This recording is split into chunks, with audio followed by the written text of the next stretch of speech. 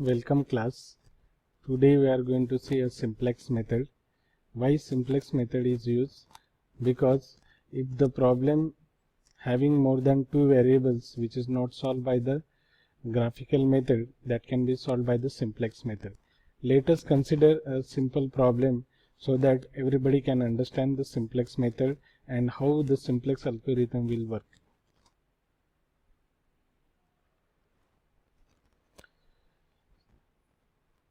So we will first consider the problem which is having the two variable problem. Consider maximize z equal to 7x1 plus 5x2 subject to the constraint x1 plus 2x2 less than equal to 6, 4x1 plus 3x2 less than equal to 12, and x1 and x2 are non-negative. So as per the simplex algorithm, the first step is to convert the linear programming problem into the system of linear equation. In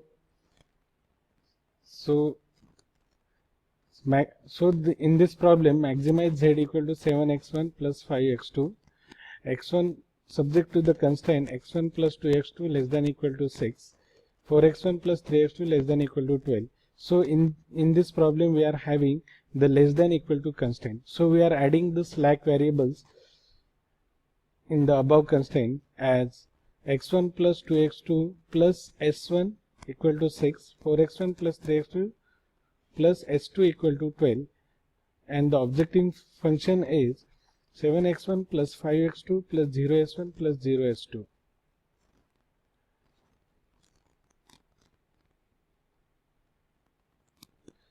Second step, to obtain the basic feasible solution to the problem by considering the x1 x2 variable equal to 0. So we will get s1 equal to 6 and s2 equal to 12.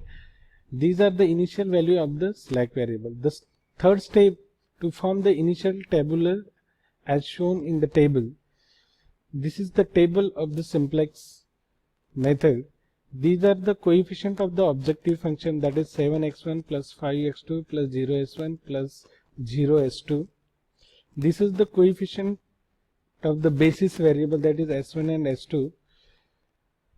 And these are the right hand side values of the problem.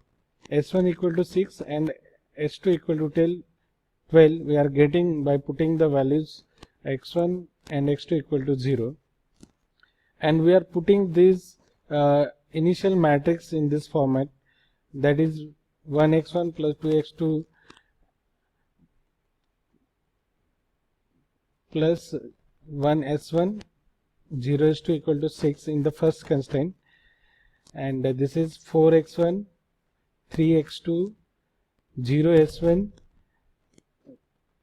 1s2. This is the unit matrix we are getting in the right hand side values of the matrix. Then we calculate the zj by multiplying cb into this variable, 0 into 1 plus 0 into 4, we are getting 0. Because we are multiplying 0 with all these variables, we are going to get 0 values in the zj rows. Then we compute cj minus zj, 7 minus 0, we are getting 7, 5 minus 0, we are getting 5, 0 minus 0, we are getting 0, 0 minus 0, we are getting 0.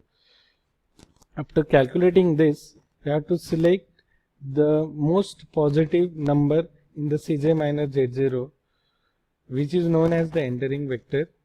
And here we are calculating the minimum ratio, that is xb by pivot column. So 6 by 1 we are getting 6, 12 by 4 we are getting 3. So this 4 is known as the pivot element. In the next step we are going to make this 4 as a 1 and the rest of the this element as a 0 by doing the row and row transformation. And here we are going to select the minimum ratio. Here we are getting 6 and 3, so 3 is the least, so this is leaving, and this intersection is known as the pivot element.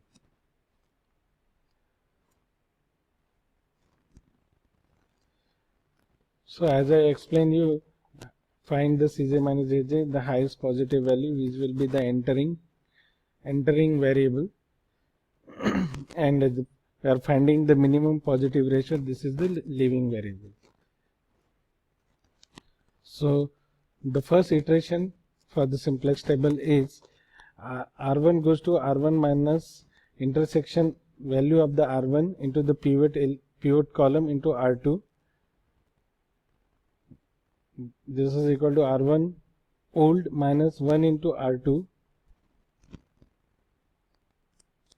and R2 new, you will get R2 into old divided by the pivot element equal to the R2 into old divided by 4, because we are making here 1 and in the R1 we are making that element as a 0.